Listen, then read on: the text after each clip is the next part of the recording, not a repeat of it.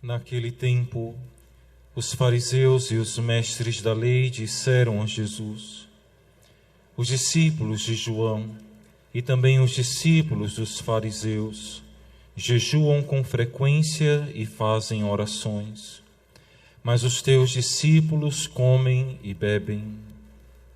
Jesus, porém, lhes disse: os convidados de um casamento podem fazer jejum enquanto o noivo está com eles? Mas dias virão em que o noivo será tirado do meio deles. Então, naqueles dias, eles jejuarão. Jesus contou-lhes ainda uma parábola. Ninguém tira retalho de roupa nova para fazer remendo em roupa velha, senão vai rasgar a roupa nova, e o retalho novo não combinará com a roupa velha. Ninguém coloca vinho novo em odres velhos, porque senão o vinho novo arrebenta os odres velhos e se derrama, e os odres se perdem. Vinho novo deve ser colocado em odres novos, e ninguém, depois de beber vinho velho, deseja vinho novo, porque diz: o velho é melhor. Palavra da salvação. Glória a vós, Senhor.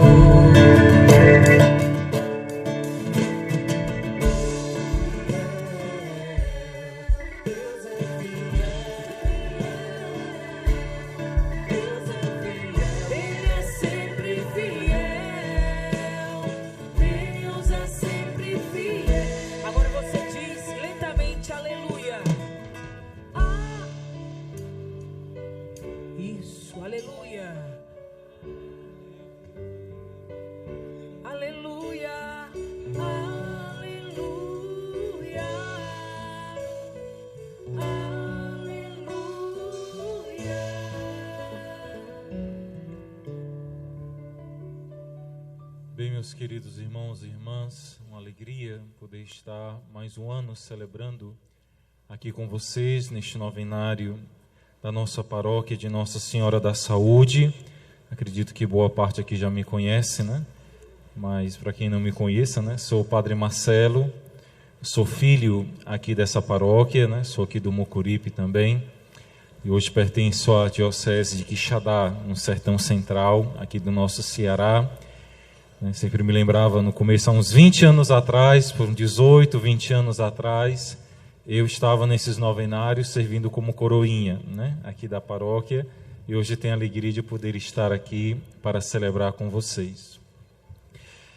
O novenário é sempre... Obrigado. O novenário é sempre o tempo do retiro espiritual da paróquia como um todo. E a cada dia, guiados pela imagem da padroeira, aqui Nossa Senhora da Saúde, e pela liturgia da Palavra de Deus que nos é oferecida em cada dia, o Senhor vem dar uma palavra aos nossos corações. A Palavra de Deus, nesse dia de hoje, muito oportuna para dias de retiro, como é um novenário, começa já na primeira leitura, dizendo por meio de São Paulo, na carta aos Coríntios, que todo mundo se considere, podemos dizer assim, como servidores de Cristo e administradores dos mistérios de Deus. E que a única coisa que Deus pede de quem administra os bens de Deus é que seja fiel.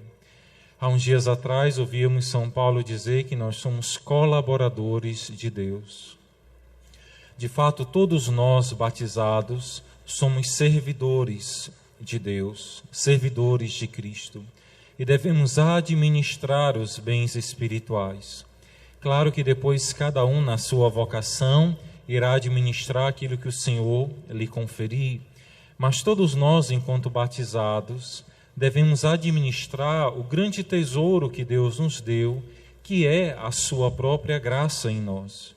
A sua presença divina, vinda a nós pelo nosso batismo, onde todos nós nos tornamos morada e templo do Espírito Santo de Deus, da Santíssima Trindade.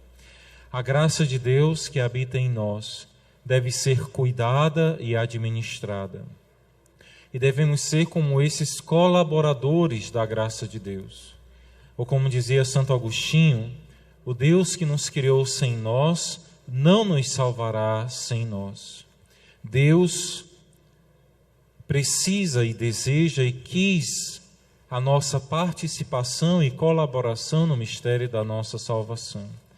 A salvação já está garantida pela morte e ressurreição de Cristo, mas essa salvação só se realizará em nós se nós correspondermos e dissermos sim a essa salvação. E sabemos que, infelizmente, são muitos aqueles que rejeitam a salvação e a graça de Deus em suas vidas. E esse mistério de acolher a graça de Deus em nós e permitir que essa graça de Deus nos transforme interiormente, pode ser vista também a imagem do próprio Evangelho de hoje, que é um Evangelho, às vezes algumas pessoas consideram ou têm dificuldades de compreendê-lo, de interpretá-lo, mas que não é tão difícil assim. Primeiro, Jesus nos coloca essa imagem à luz da pergunta feita pelos fariseus e os mestres da lei, falando sobre o jejum e a oração. Jesus, primeiramente, diz que não há necessidade de fazer jejum agora, porque estão com o noivo, né? Quem aqui já foi numa festa de casamento? Levanta a mão, né? Acho que quase todo mundo, né? Quem não foi não sabe o que é bom, né? Uma festa de casamento. Vocês podem chegar numa festa de casamento e na hora de servir o jantar vão dizer: não, eu não vou comer porque estou fazendo jejum hoje, né? Não tem lógica, né? Seria vergonhoso e até mesmo imaturo dizer, mesmo que seja uma sexta-feira, né? Mas é uma festa de casamento, é uma alegria em Deus, a celebração de um sacramento. Para aqueles que ali celebram, é um dia solene e festivo. Então, se é para fazer jejum, não se vai à festa de casamento, porque comer e beber faz parte da alegria da festa. E de repente, nosso Senhor usa dessa imagem para dizer que os discípulos estão celebrando as bodas da salvação. Por isso que São João, nos inícios do seu evangelho, coloca como imagem as bodas de Caná, que na verdade é a imagem do casamento de Cristo com a sua igreja. Está desposando a todos nós como um esposo que desposa a sua igreja. Estamos sempre em festa. E como vai também comentar Santo Ambrósio, o jejum que nós não podemos fazer é de comer o pão e o vinho, o corpo e o sangue de Cristo. Disso não fazemos jejum. Mas os outros jejuns necessários para a nossa salvação nós fazemos. E de fato devemos fazer penitências, ascese, os dias também de jejum e de abstinência, ou podemos também fazer jejum por conta própria, o jejum que ele pode ser feito primeiramente para combater as nossas desordens interiores, para alcançarmos o autodomínio. Nós temos a nossa inteligência, a nossa razão, que deveria governar todo o nosso ser, né? A nossa dimensão mais concupiscível, né? Que nós chamamos os apetites concupiscíveis, que faz nos voltar para os bens como algo bom e prazeroso, como na alimentação, a dimensão também da vida conjugal, sexual, como a dimensão da reprodução e da geração da vida e do amor conjugal. Mas o pecado em nós faz com que a nossa dimensão concupiscível, que deveria se voltar para os bens necessários à sobrevivência para a vida de forma ordenada, faz com que a gente se volte de forma desordenada. Então alguém vai comer, não pensando só na nutrição, mas em comer por comer, né? Até se empanturrar e passar mal muitas vezes. Ou também a nossa dimensão irascível, né? Das nossa dimensão, quando devemos nos voltar para algo, para um bem que é difícil, e fazê-lo pelo esforço, pelo bem que aquilo traz, né? Uma mãe que tem que se levantar muitas vezes na madrugada para alimentar o seu filho bebezinho, a gente que tem que fazer um sacrifício para conquistar aquela coisa que é um bem para nós, as noites de estudo, ou mesmo enfrentar situações difíceis pela fortaleza de Deus, mas temos dificuldade de abraçar coisas difíceis, então fugimos das coisas árduas pelo esforço que elas impõem. O jejum, ele vem a nós como uma forma de nos fortalecer interiormente. De modo que para as dimensões concupiscíveis da nossa alma, nós pedimos a virtude da temperança, que é a graça de nos voltarmos para os bens bons de forma ordenada, justa e correta. E pedimos para curar a desordem irascível da nossa ira, das nossas irritações, quando nos descontentamos facilmente, nos irritamos também contra o irmão, a virtude da fortaleza, que é a virtude que nos ajuda a abraçar as coisas difíceis, mesmo por conta do esforço que elas exigem.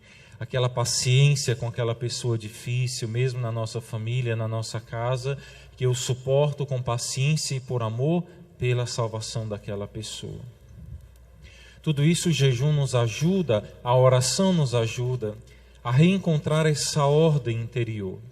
Porque, meus irmãos, todos nós sofremos com as desordens que o pecado gera em nós. Todos nós nos confessamos, né? Até o padre que está pregando, né?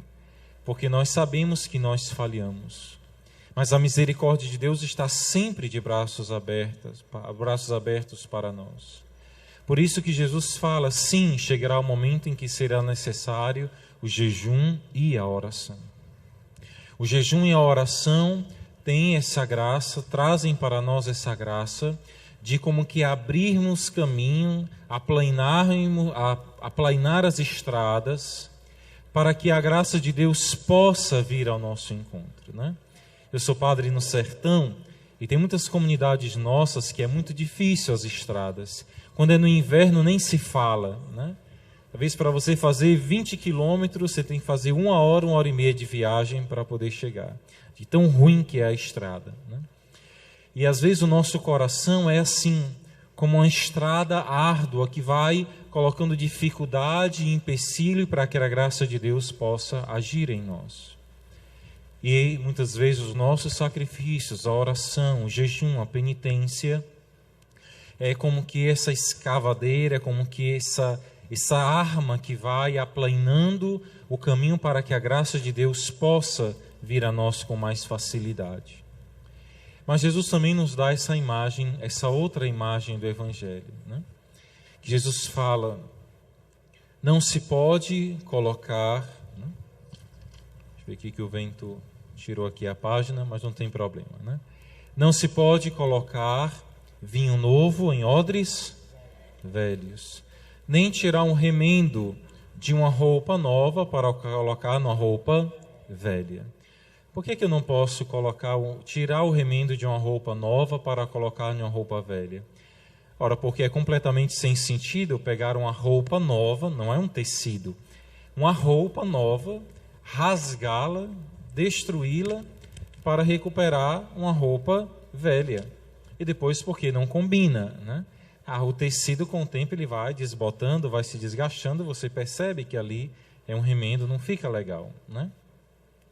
E também a imagem do vinho novo colocado em odres velhos, que diz que o vinho novo vai arrebentar os odres velhos e se derrama. Por isso o vinho novo deve ser colocado em odres novos. O que significa isso, né? É uma imagem muito interessante de Jesus para nós. Talvez vocês saibam, o vinho novo, né? Um vinho novo, né? A gente pega um vinho que é do ano, né? Que é mais barato normalmente às vezes, né? E tem os vinhos mais velhos, né? Que são envelhecidos em barris de carvalho americano, francês, né? Um Cabernet Sauvignon, um Malbec, um Merlot, tantos vinhos que podem existir, né? Bons ou mais ou menos bons. Mas o vinho novo, ele, por causa da sua fermentação natural, é uma bebida que ainda libera muito vapor, né? É uma bebida que borbulha, ela vai liberando o vapor e vai expulsando dele as matérias impuras que ainda estão aí, né? Então o vinho novo é um vinho que tem uma fermentação maior, né? Ainda passa esse processo de vaporização. Então esse vapor, essa vaporização colocada em um odre velho, que não suporta mais esse processo ainda de fermentação natural, de vaporização, vai como que forçando e estoura o odre, né? Para entender um pouco a ideia da imagem. Estoura, né? Mas numa imagem espiritual que os padres da igreja nos mostram, né?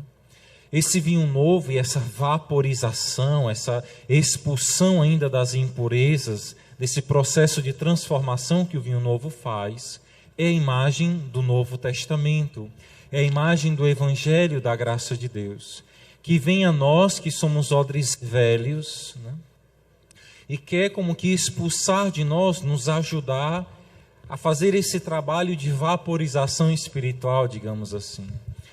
A palavra de Deus, a graça de Cristo, quando ela vem a nós, ela faz esse mistério de mexer dentro de nós, de mostrar a nós que há muitas realidades dentro de nós que ainda faz parte da vida velha, das nossas situações de pecado, das nossas desordens interiores, como eu falava logo no início, e que nosso Senhor, com a sua graça, quer afastar, quer como uma vaporização, expulsar de nós essas impurezas para tornar-nos cada vez mais perfeitos em Deus.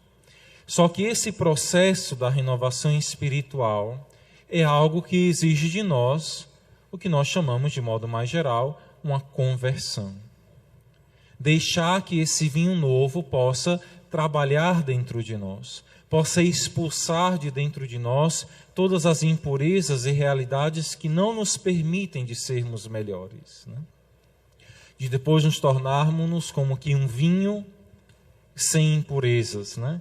Que é um vinho, no caso aqui, espiritualmente sempre novo, né? Embora muito mais perfeito do que qualquer vinho antigo, né? Nas bodas de Caná, né, diz o servente, olha, no começo se serve vinho bom, de boa qualidade. E quando está todo mundo embriagado, né, começa a servir vinho de baixa qualidade, né? Bota São Brás, bota Padre Cícero, com todo respeito a Padre Cícero, né? Mas são vinhos, digamos assim, mais baratos, né? No começo é um Cabernet Sauvignon, é um vinho argentino, né? Aí quando está todo mundo meio descalibrado já, bota um São Brás, né? Para ir compensando a noite. Mas diz, não, mas o vinho que o Senhor serve é um vinho extremamente melhor, né?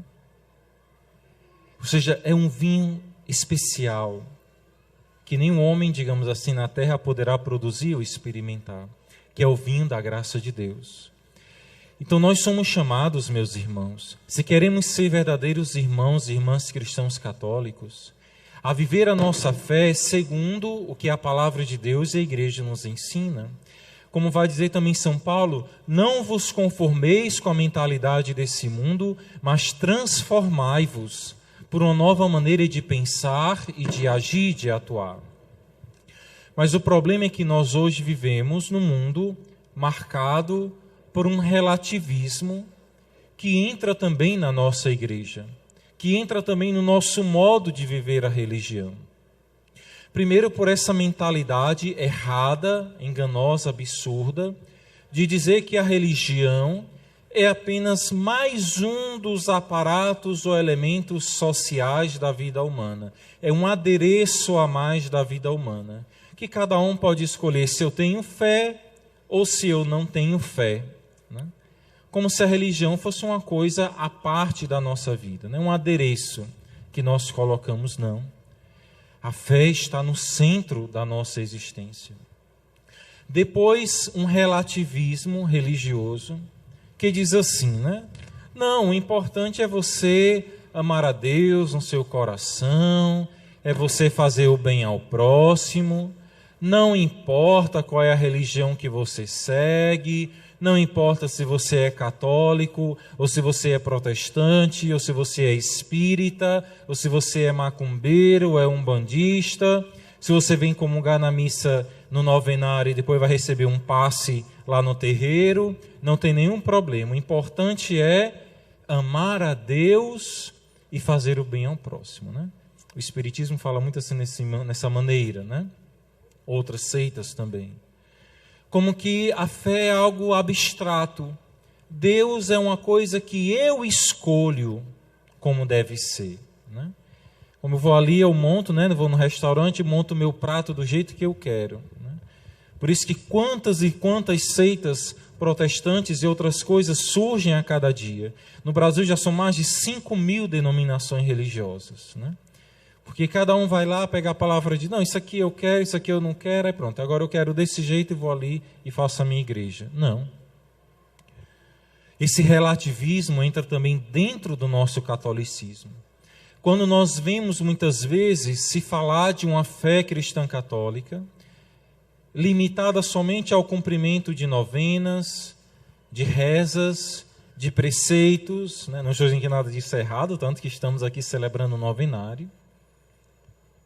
Mas não podemos limitar a nossa fé a isso.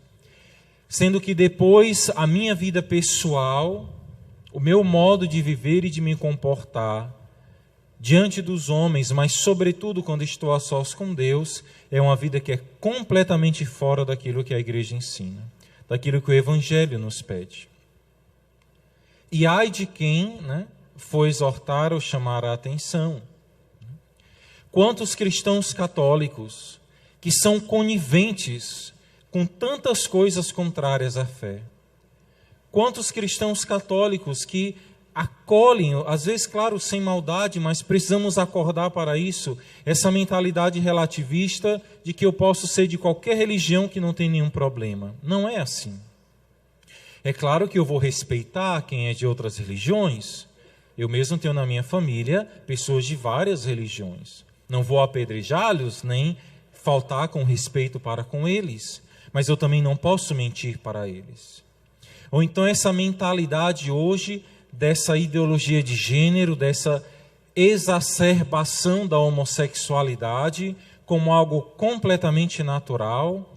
A gente vê, né, as novelas, os filmes, as séries, tentando empurrar a goela abaixo essa mentalidade, e que todo mundo fica como que esperando o dia, a hora em que a igreja irá liberar. Até mesmo de forma triste e vergonhosa para nós, né? Como na igreja na Alemanha, o sínodo alemão, os bispos alemães, alguns, querendo que a igreja mude o seu catecismo para tornar a união homossexual como algo equivalente ao matrimônio. Que absurdo. Né? Que absurdo estamos vivendo. Porque diz, não, mas é porque temos que acolher na igreja, né?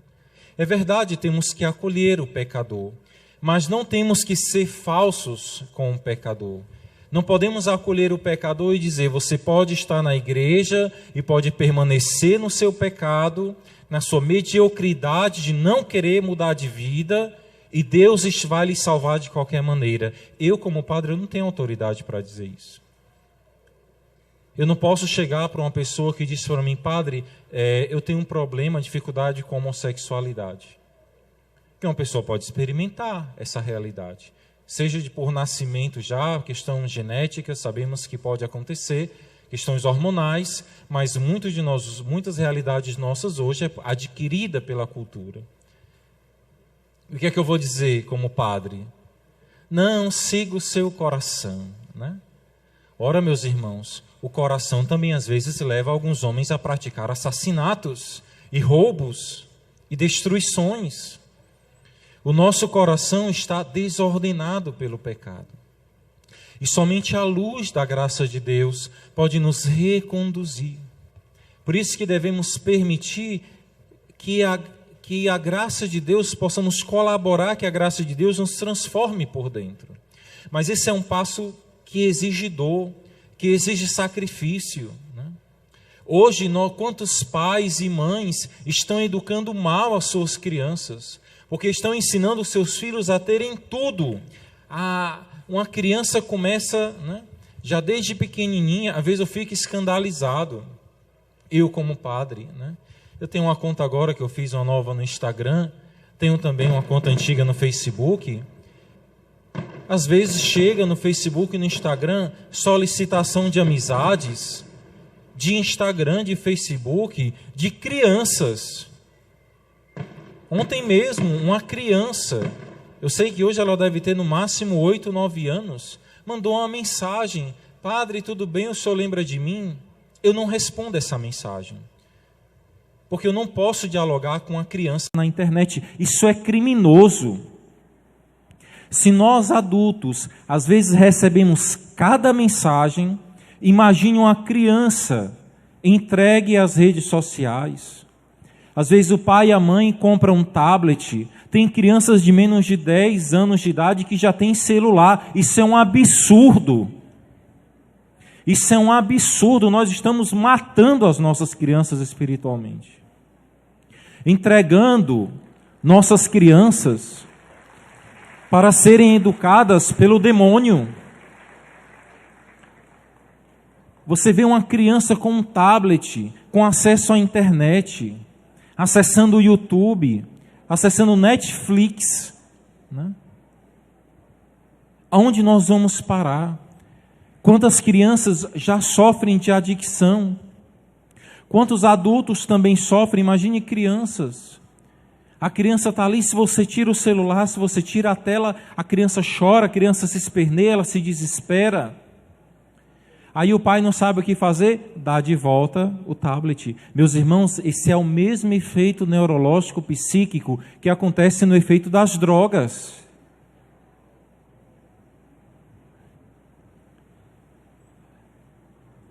Precisamos mudar o nosso modo de viver e de agir. Cuidar da nossa vida, dos nossos filhos, né?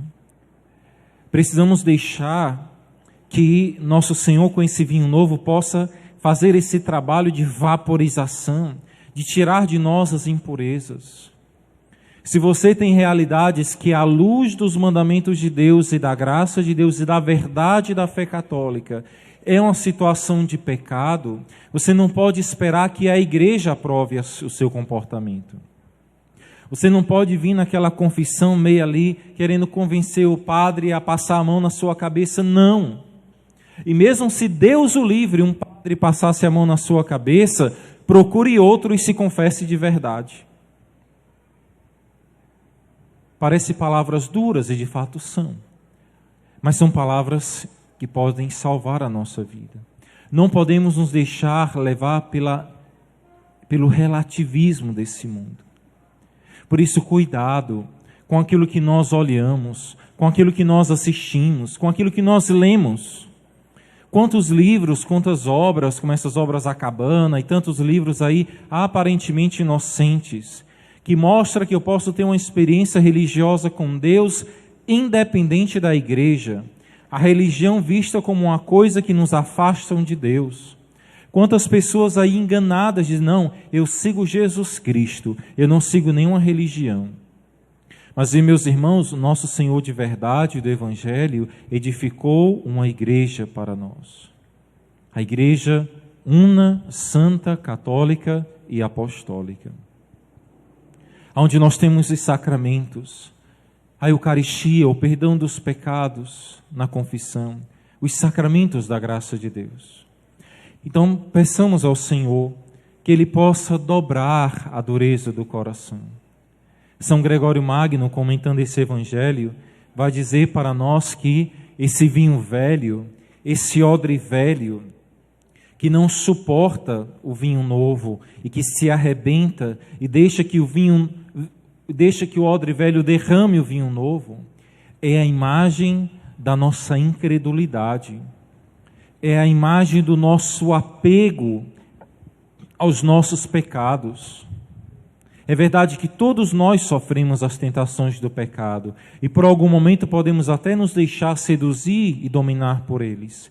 Mas a graça de Deus, meus irmãos, você que uma vez foi batizado, você que um dia recebeu a graça do Espírito de Deus e é templo e morada do Espírito Santo, mesmo na mais profunda lama do pecado, Deus está aí, como que esse vinho novo, fermentando, borbulhando, querendo expulsar de nós, nos chamando a expulsar de nós tudo aquilo que nos afasta de Deus, a nos despregar, a nos desapegar das situações que nos impedem de viver a alegria de estar na graça de Deus. Santo Agostinho, quando estava na sua conversão, e ele se afastando das situações de pecado, que ele viu na situação de orgia do Império Romano muito violenta, Ele diz nas suas confissões que os pecados olhavam para ele, né, de forma poética, ele falando dizia assim: vais me abandonar, Agostinho? Vais viver sem mim? Você não vai conseguir ser feliz sem as minhas satisfações. Como que o pecado, né, chorando ali: vais me abandonar, Agostinho, né? E Agostinho rompe com aquelas realidades, né? Por isso nós também devemos nos afastar de tudo aquilo que nos afasta de Deus e nos aproximar de tudo que nos aproxima de Deus. Reza, meus irmãos, renova a tua vida de oração. Quanto tempo do dia você dedica à oração? Padre, eu não tenho tempo para rezar porque eu trabalho o dia todo. É verdade, muitas pessoas trabalham o dia todo. Então acorda mais cedo, meia horinha mais cedo, reza ali um pouco. Ou então, ao chegar, dedica um tempo da noite, nem que seja ali meia hora, que já é muito pouco, mas nem que seja isso para a oração. E todos nós temos tempo para rezar. Todos nós. Porque, como diz Nosso Senhor no Evangelho, aonde está o teu tesouro, aí estará também o teu coração. Tudo aquilo que para nós é algo valioso, nós sabemos dedicar, encontrar de algum modo tempo para isso, né? E para terminar, meus irmãos, sei que já me estendi demais, né? Celebramos aqui Nossa Senhora da Saúde, né? Uma devoção, Nossa Senhora da Saúde, que começou há séculos atrás, né? Em Portugal, no auge, digamos assim, ali pelo ano 1500 e pouco, até o final de 1500, né? Diante da grande peste negra que assolava a Europa, né? Onde centenas e centenas de pessoas morriam por dia, né? Às vezes, pelos relatos que se tem, mais de 600 pessoas morriam por dia, isso pelo que se podia contar. Mas, meus irmãos, 600 pessoas, pela quantidade de gente que existia no mundo, é como se hoje fossem milhares, dezenas de milhares de pessoas morrendo por dia, né? Algo infinitamente maior e mais grave, mais triste, doloroso e devastador do que essa pandemia da Covid, que, embora tenha matado muitas pessoas, foi muito elevada também pela politicagem que se fez dela, né? Mas imagine uma peste extremamente pior e mais violenta do que a Covid que nós vivemos agora, né? Quanta tristeza, morte, nos próprios relatos, né? Foi na época que o mundo ficou sem muitos santos, né? Porque muitos santos morreram nas ruas, né? Foram os santos, foi a Igreja Católica que abriu suas portas, suas igrejas, para acolher os enfermos, né? Nos relatos dos padres, da história dos padres jesuítas, há relatos de que muitos sacerdotes jesuítas eram encontrados mortos no meio da rua, sentados na calçada, segurando nos braços um moribundo pela peste negra, e ele também contaminado pela peste negra, morria. Sacerdotes religiosos católicos morriam com enfermos nos braços, no meio da rua, para que aquele pobre filho de Deus não morresse sozinho. Deram a vida pelos homens e mulheres dessa terra, enquanto outros fugiam e se protegiam, né? E em meio a tudo isso começa-se a se rogar a intercessão da Virgem Maria. E uma primeira intercessão de Nossa Senhora faz com que a peste negra dê uma pausa significativa. E atribuem já aí uma graça à Virgem Maria. Depois, lá no final do século XVI, 1590 e pouco, volta novamente a peste negra de forma violentíssima. E eram tantos mortos que nos conventos e em vários lugares tinha-se que cavar sepulturas ali de qualquer maneira para... Eram tantos corpos, tantos mortos. E uma grande graça acontece. Quando vai num convento se escavar o primeiro lugar, né, para enterrar os corpos, quando desenterram a primeira vala, preparam o primeiro lugar e encontram ali, enterrado, uma imagem de Nossa Senhora. E atribuem a esse fato um milagre, uma intervenção. E de fato, depois daquela aparição, com as orações e súplicas, a peste negra irá terminar, irá cessar novamente, né, a peste negra, né? E dali se atribui a Nossa Senhora, e daí ela vai receber esse título de Nossa Senhora da Saúde, né? Depois, essa devoção é trazida aqui para o Brasil. Em muitos lugares, alguns lugares celebram em 15 de agosto, porque foi a data que a imagem de Nossa Senhora da Saúde chegou no Brasil. Mas aqui também é nós celebramos em 8 de setembro, né? Celebramos essa devoção à Virgem Maria. Aqui por meio de um milagre. Mas Nossa Senhora é algo essencial, fundamental para a nossa fé cristã católica do nosso tempo. Nossa Senhora sempre apareceu aos seus filhos e filhas em aparições desde os primeiros tempos da igreja, né? Eu agora, quando estava morando na Espanha, tive a graça de ir lá na cidade de Saragossa, ao norte da Espanha, onde tem a devoção de Nossa Senhora do Pilar, que inclusive é celebrada em 12 de outubro, o mesmo dia de Nossa Senhora Aparecida, onde se diz que Nossa Senhora, se celebra a aparição de Nossa Senhora ao apóstolo São Tiago Maior, que evangelizando a Espanha, aquelas terras, né, da Península Ibérica, ali um pouco desmotivado, porque não estava tendo muitos frutos, quer voltar. E Nossa Senhora lhe aparece e encoraja a São Tiago. Nossa Senhora ainda viva, né? Quase como uma bilocação, digamos assim, né? Aparece a São Tiago e o encoraja, e ele prossegue, né, até o lugar que hoje nós chamamos ali Santiago de Compostela. Depois, ao longo dos séculos, sempre Nossa Senhora irá aparecer, vez ou outra, em alguma mensagem ou por meio de algum milagre extraordinário. Mas, meus irmãos, nunca na história da igreja houve tantas aparições de Nossa Senhora como nesses nossos 2, 3 últimos séculos. Nunca houve tantas aparições, e aparições importantíssimas, né? Como, sobretudo, a grande tríade das 3 grandes aparições, que não há como explicar aqui, mas podem depois procurar conhecer melhor. Sobretudo a aparição de Lourdes, a aparição da Medalha Milagrosa, quando Nossa Senhora aparece em Paris, na Rue de Lubac, né, e manda fazer a imagem da Medalha Milagrosa, que é uma imagem dada visualmente, milagrosamente por Nossa Senhora. E depois a grande aparição de Fátima, que conclui esse ciclo de aparições, né, em que Nossa Senhora se manifesta de modo extraordinário, intervindo na nossa história, na história da igreja, para nos reconduzir a seu Filho Jesus, para nos livrar dos grandes males que assolam o nosso tempo, o indiferentismo religioso, né?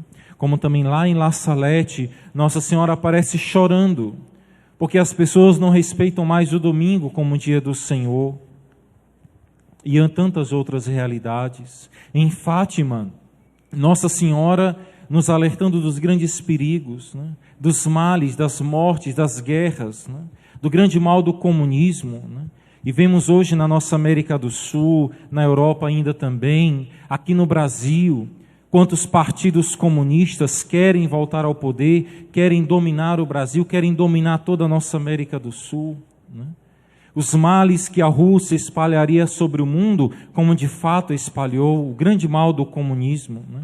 Que depois a Rússia trouxe, financiando sobretudo aqui na nossa irmã Venezuela, e depois se espalhando para toda a América do Sul, o mal do comunismo, que traz a morte, a destruição, a busca do aborto, a legalização de tudo aquilo que é contra a fé católica, que busca destruir e perseguir a Igreja de Cristo.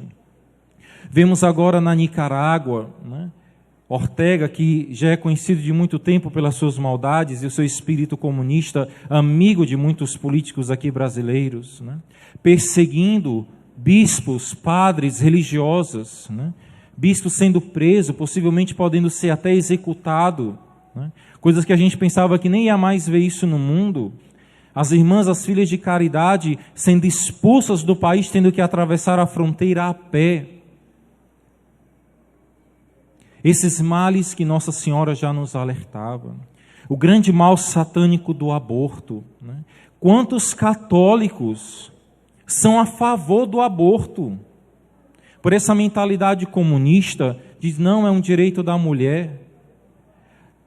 Uma cultura que faz de uma mãe a própria assassina do seu filho. Isso é desumano demais, né? E Nossa Senhora já nos chama a tudo isso. E Nossa Senhora nos chama, sobretudo, para terminar, a não nos deixarmos levar por esse relativismo, né?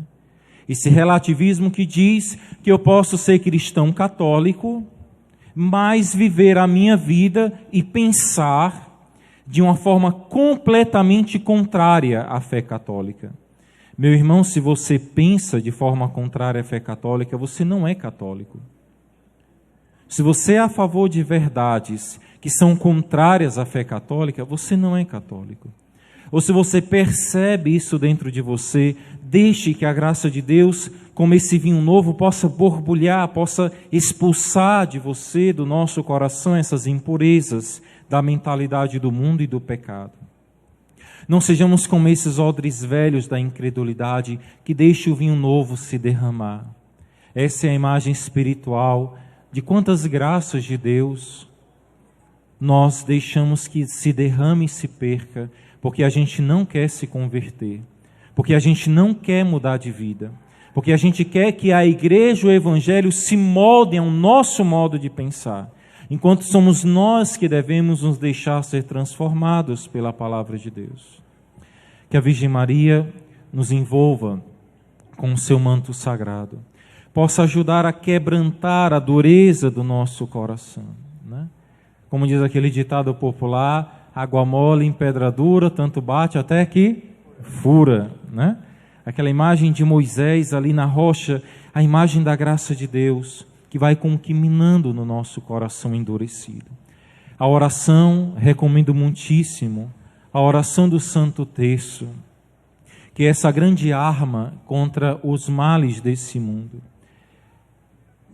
São Domingos de Gusmão, fundador da Ordem Dominicana, que teve revelações belíssimas de Nossa Senhora lhe entregando o Santo Rosário, e ele que irá fazer a estrutura do Rosário depois como nós conhecemos hoje, né, que antes só existia a primeira parte da oração da Ave Maria. Nossa Senhora coloca como uma grande arma naquela época para combater as heresias que estavam ali no sul da França. A oração do Rosário, a devoção a Nossa Senhora é o grande distintivo, a armadura e proteção que irá nos distinguir dos verdadeiros e dos falsos católicos, dos verdadeiros e dos falsos cristãos. A devoção à Virgem Maria irá nos garantir de estarmos diante do verdadeiro Cristo. Não o Cristo que o mundo cria, não o Cristo criado pelas seitas e falsas religiões, mas o Cristo do Evangelho, o Cristo verdadeiro, que foi aquele que se encarnou no ventre da Virgem Maria e se fez homem e nos salvou. Irmãos, não tenhamos medo de sermos devotos da Virgem Maria. Se o próprio Deus confiou o seu filho indefeso, bebezinho, né? Ontem eu conheci o meu sobrinho, um sobrinho meu de 6 meses, tão frágil, tão imaginando como pode, Deus confiou um bebezinho, deu o seu filho em forma de bebê, nas mãos de uma mulher.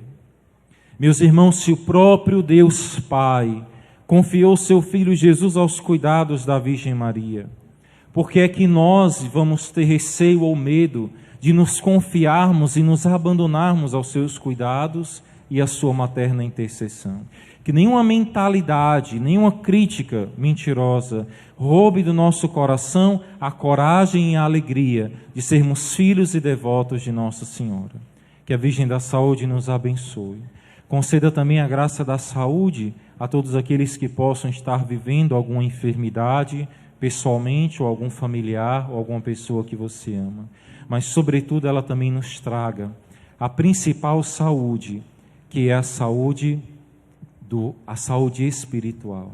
Ela traz numa mão um cálice, que na verdade simboliza a vasilhazinha onde a medicina, né, preparava ali os ungüentos, né, a medicina, mas traz também no outro braço, em seus braços, o menino Jesus, que é o verdadeiro médico dos corpos e das almas, que ilumina a medicina para que possa nos guiar também nessa cura, nesse ato de misericórdia, socorrendo os irmãos às enfermidades. Mas também Jesus, que pode nos curar também quando Ele quer, e nós cremos, de forma extraordinária, milagrosa, mas pode a todos nós dar também a saúde espiritual. que Nossa Senhora da Saúde interceda por nós. Louvado seja nosso Senhor Jesus Cristo. Para sempre seja louvado, sua mãe.